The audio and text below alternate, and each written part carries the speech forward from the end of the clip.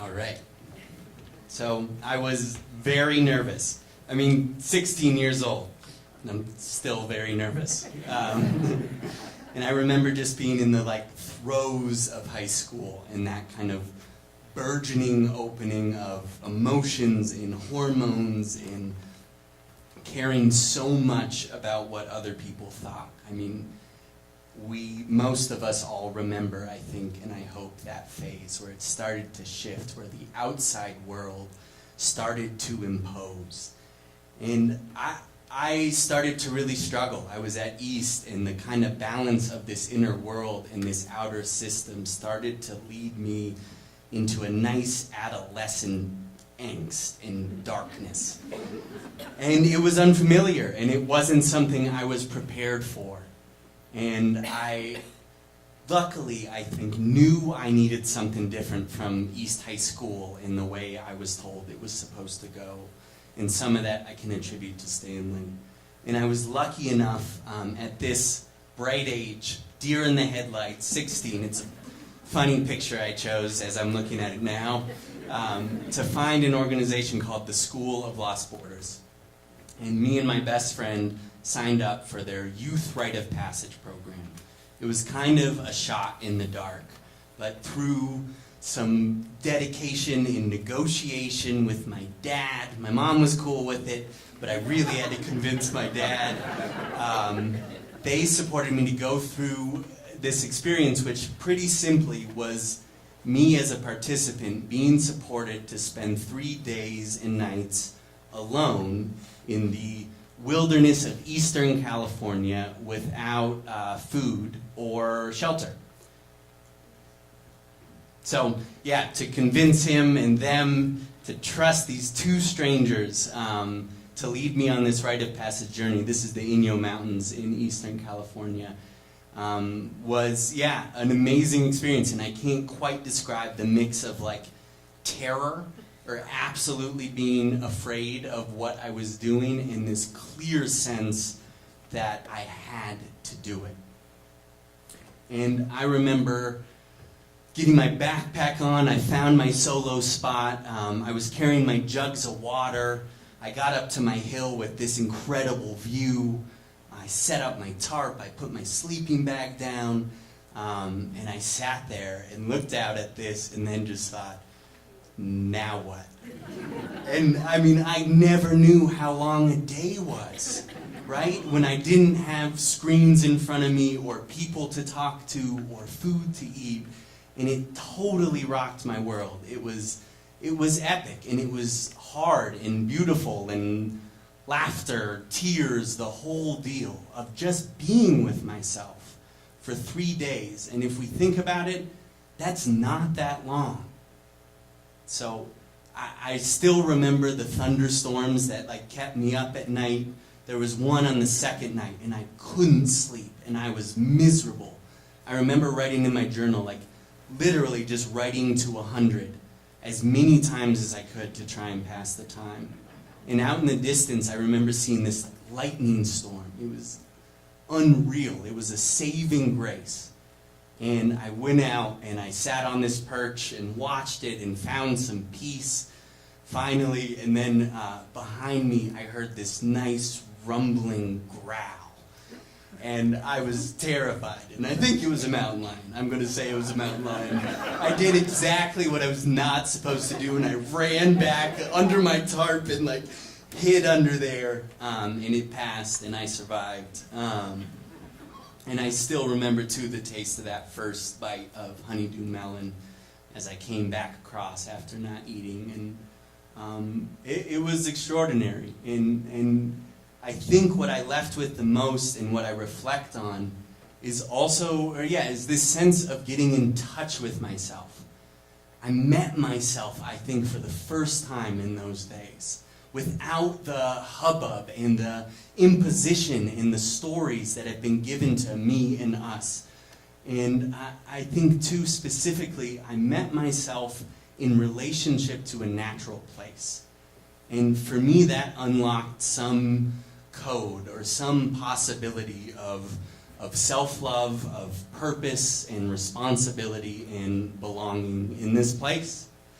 So fast forward, that's the pic of me. I'm the second one in with the green shirt, 16 years old, coming right off of the mountain. And fast forward 13 years, I now guide that very same program for the School of Lost Borders in California. The guides of that last trip have become lifelong friends and mentors, and I'm now learning more and more about what rites of passages are and how we support young people to be their full, beautiful, weird, wounded selves. It's been an incredible process, and I've been apprenticing for a number of years to get here.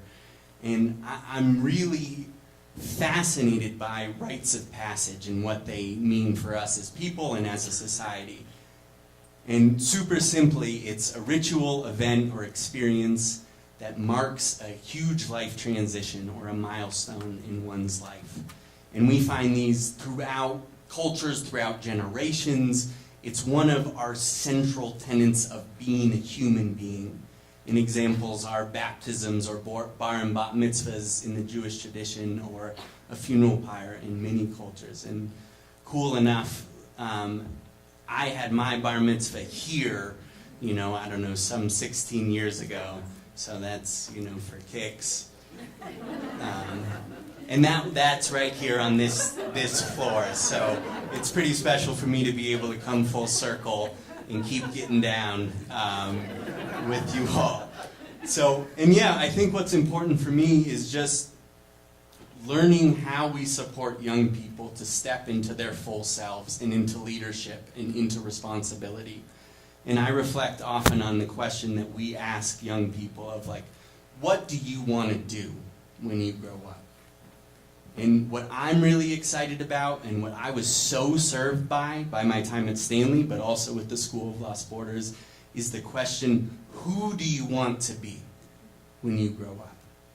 What are the characters? What are the characteristics and the traits? And not only asking that questions, but then who's there to listen to the response and really accept it and not try and change it and change who we are and all of that. It's profound for me, that shift of orientation and really supporting people to be all that they're meant to be.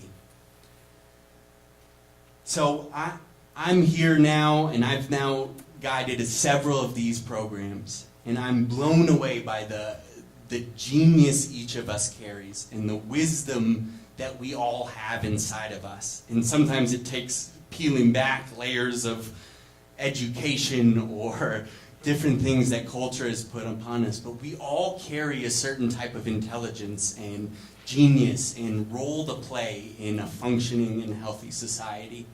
And I'm psyched and committed to supporting people to peeling back those layers and discovering parts of ourselves that are part of being healthy participants in society.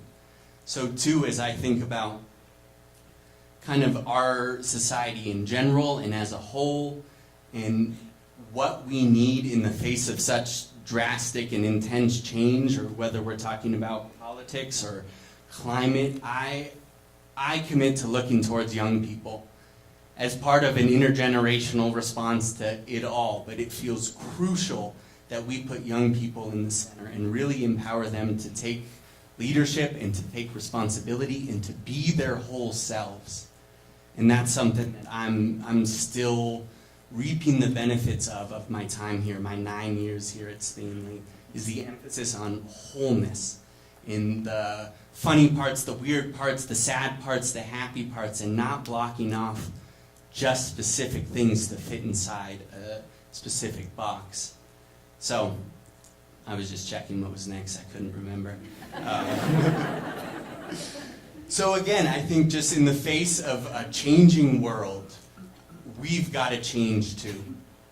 And so what are the ways that we can support young people to really take steps into their maturity and responsibility? I was part of this launch party for something called the Green New Deal that some of you may have heard of a couple nights ago. And it's this huge political effort to fight climate change. And This nationwide event was led by an 18-year-old and a 20-year-old. And they were so impressive and so poised. This 18-year-old is forgoing college to work on this issue because it's that serious. And he's been empowered, like lucky him, to really go for what he believes in. And I think we all need to step our game up and support young people to go for what they believe in. So, blah, blah, blah. I'm really lucky to be here. I'm grateful. It's a total full circle moment. Coming back here, and I still got kind of the same dance moves. I'm still pretty nervous, all of that. But I also, in thinking about what I wanted to share about in kind of my story post-Stanley, and there could have been a lot of things, where I worked on organic farms and ranches for 5 years, and the food justice movement and how important our relationship to our food is. Or also the opportunities I've gotten to travel, some connected to this organization that I did this rite of passage with, where we traveled to different communities around the world that were focused on issues of social justice and sustainability. And what just felt super clear in coming back here and reflecting on my time at Stanley and getting to talk with you all, and it's a privilege, is just this emphasis on how we support young people to be themselves. And that's such a central part of what I know Stanley to be and have so reaped the benefit of.